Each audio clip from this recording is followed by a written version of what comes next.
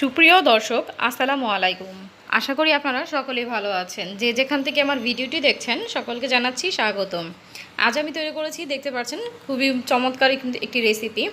আমি কাঁচা আলু দিয়ে কিন্তু আজকের এই রেসিপিটি তৈরি করেছি। এটি খেতে যে এতটা সুস্বাদু, যদি আপনারা বানিয়ে না খান তাহলে কিন্তু বুঝতেই পারবেন না। তো এই নাস্তাটি তৈরি করার জন্য আমি এখানে আলু নিয়ে নিয়েছি চারটি, মাঝারি সাইজের চারটি আলু নিয়েছি এবং আলুগুলোকে আমি এরকম একটি পিলারের সাহায্যে পরিষ্কার করে নিচ্ছি।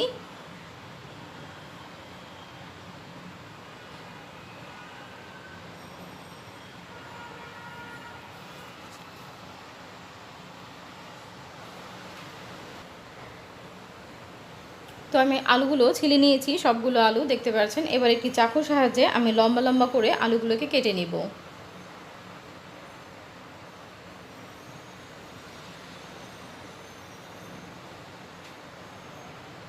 খুব বেশি মোটা করে কাটা যাবে না, আমি পাতলা পাতলা করে কেটে নিচ্ছি। আপনারা কিন্তু দেখে বুঝতে পারছেন যে কতটুকু সাইজ করে আমি কেটে নিয়েছি আলুগুলোকে।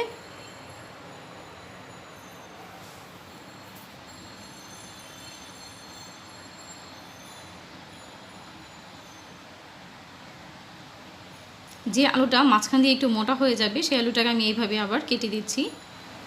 তো সবগুলো আলু আমি এভাবে কেটে নিয়েছি। এবার পানির মধ্যে ডিপ করে রেখে দেব 2 মিনিট এবং 2 মিনিট পর আলুগুলো খুব ভালো করে ধুয়ে পরিষ্কার করে নিব। এবং দেখতে পাচ্ছেন আমি একটি ছাঁকনি নিয়েছি, এই ছাঁকনির মধ্যে আলুগুলো রেখে দিব যেন পানিটা খুব ভালোভাবে ঝরে যায় এবং আলুর গায়ে থেকে যেন পানিটা একেবারে শুকিয়ে যায়। অন্যদিকে আমি একটি ব্যাটার তৈরি করে নিব। তার জন্য আমি এখানে 1 কাপ পরিমাণ ময়দা নিয়ে নিয়েছি। দিয়ে দিচ্ছি পরিমাণ মতো লবণ বা হাফ চা চামচ লবণ, 1 চা চামচ লাল মরিচের গুঁড়ো, দিয়ে দিচ্ছি কালো গোলমরিচের গুঁড়ো আধা চা চামচ, আর দিয়ে দিচ্ছি এখানে ম্যাগি মশলা 1 প্যাকেট। ম্যাগি মশলাটা দিলে কিন্তু এটা টেস্ট অনেকটা ভালো আসে। দিয়ে দিচ্ছি মিক্সড হার্ব অল্প একটুখানি, আপনারা দেখতে পেরেছেন। এবার সমস্ত উপকরণগুলো একসাথে খুব ভালো করে মিক্স করে নিচ্ছি।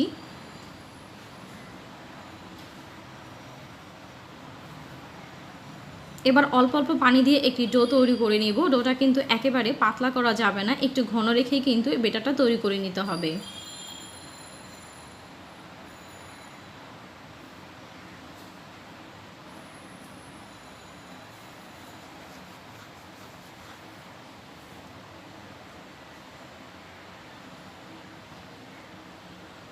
তো আমি আরেকটু পানি দিয়ে দিচ্ছি।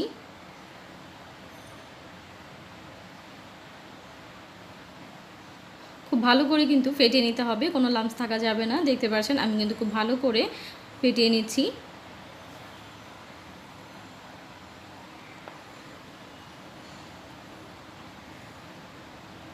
তো এই তো দেখতে পাচ্ছেন ব্যাটারের ঘনত্বটা কিন্তু এই রকম হবে, এর থেকে পাতলা কিন্তু করা যাবে না। অন্যদিকে আমি 1 কাপ ময়দা নিয়ে নিয়েছি,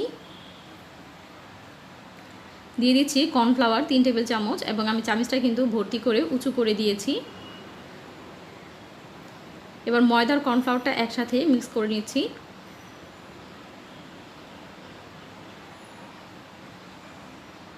দিয়ে দিচ্ছি কালো গোলমরিচের গুঁড়ো 1 চিমটির মতো, আর দিয়ে দিচ্ছি লবণ পরিমাণ মতো।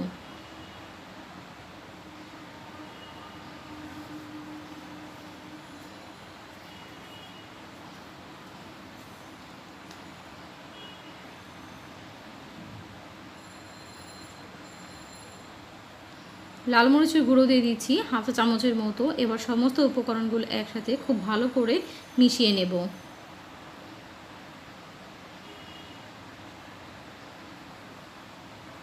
খুব ভালো করে মিক্স করা হয়ে গেলে একটি পাশে রেখে দিচ্ছি এবং ব্যাটারটা সামনে নিয়ে নিচ্ছি। এবং আমরা যে আলুগুলো নিয়েছিলাম আলুগুলো কিন্তু একদম শুকিয়ে গিয়েছে, দেখতে পাচ্ছেন আলুর গায়ে কিন্তু কোনো পানি নেই। এবার আমি আলুটাকে ব্যাটারের মতো ডিপ করে দিচ্ছি। আপনারা চাইলে একটি একটি করেও নিতে পারেন, আবার একসাথে আমার মতো করে অনেকগুলো করেও দিয়ে দিতে পারেন। তো ব্যাটারের সাথে আলুগুলোকে খুব ভালো করে মিশিয়ে নিচ্ছি।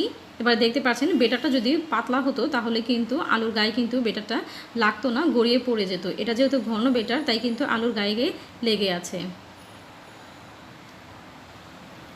তো আমি ব্যাটার থেকে তুলে শুকনো ময়দার মধ্যে আলুগুলো দিয়ে দিচ্ছি। চিকেনটা আমরা যেভাবে কোট করে থাকি, এই আলুগুলোকে কিন্তু সেই একইভাবে কোট করে নিতে হবে। খুবই আলতো হাতে এইভাবে দেখতে পাচ্ছেন ঘুরিয়ে ঘুরিয়ে কোট করে নিতে হবে। চাপাচাপি করে কিন্তু তৈরি করা যাবে না। এই যে দেখতে পাচ্ছেন চিকেনের মতোই কিন্তু এই আলুর মধ্যে একটি এবড়ো থেবড়ো একটি ডিজাইন এসেছে। এটা কিন্তু যখন আমরা ফ্রাই চিকেন করি তখন কিন্তু এইরকম আসে এবং এটা লেয়ারটা দেখতে কিন্তু খুবই সুন্দর হয় এবং খুবই ক্রিস্পি হয়, যার জন্য এটা খেতে কিন্তু অনেক বেশি টেস্টি হয়ে থাকে। তো এবার আমি ময়দাগুলো আলতো হাতে ঝেড়ে এক্সট্রা ময়দাগুলো ফেলে দিচ্ছি এবং একটি প্লেটের মধ্যে তুলে নিচ্ছি। দেখতে পাচ্ছেন খুবই আলতো হাতে কিন্তু কোট করে নিতে হবে এবং ঝেড়ে এক্সট্রা ময়দাগুলো ফেলে দিতে হবে।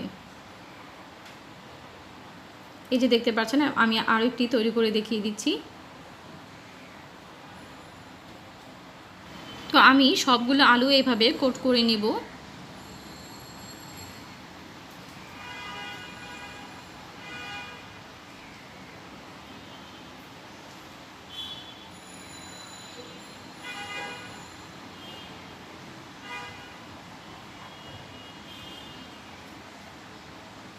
তো দেখতে পাচ্ছেন সবগুলো আলু কিন্তু কোট করা হয়ে গিয়েছে। এবার আমি এগুলোকে ফ্রাই করে নিব। তো তার জন্য আমি একটি প্যানে তেল নিয়ে নিয়েছি পর্যাপ্ত পরিমাণে এবং তেলগুলোকে কিন্তু গরম করে নিয়েছি। এবার আমরা আলুগুলো ছেড়ে দিচ্ছি।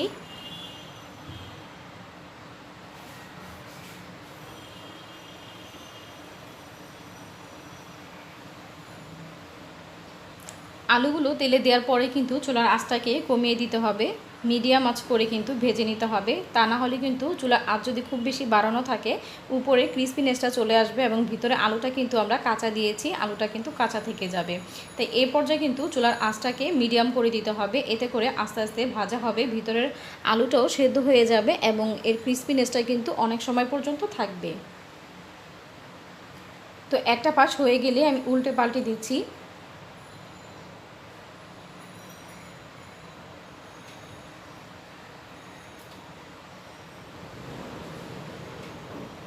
তো দেখতে পাচ্ছেন আলুগুলো কিন্তু খুবই সুন্দর একটি রং ধারণ করেছে এবং আলুগুলো ভাজা হয়ে গিয়েছে। তো আমি চুলা থেকে নামিয়ে নিচ্ছি এবং বাকি যে আলুগুলো আছে সবগুলো আমি একইভাবে ফ্রাই করে নেব। তো দেখতেই পারলেন খুব সহজভাবেই কিন্তু আমি মজাদার একটি নাস্তা তৈরি করে দেখিয়েছি। এই নাস্তাটি আপনারা সন্ধ্যায় তৈরি করে খেতে পারেন।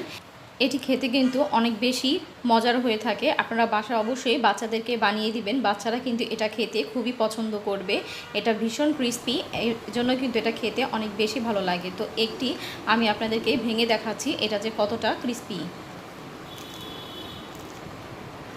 শব্দটা শুনে নিশ্চয়ই বুঝতে পারছেন এটা যে কতটা ক্রিস্পি হয়েছে এবং এটা খেতেও কিন্তু অনেক বেশি মজার হয়েছে। আশা করছি আমার আজকের ভিডিওটি আপনাদের কাছে ভালো লেগেছে। ভিডিওটি যদি ভালো লাগে থাকে তাহলে অবশ্যই একটি লাইক দিয়ে দিবেন এবং আমার চ্যানেলটিকে সাবস্ক্রাইব করে বেল আইকনটি বাজিয়ে দিবেন। আজ এ পর্যন্তই। আল্লাহ।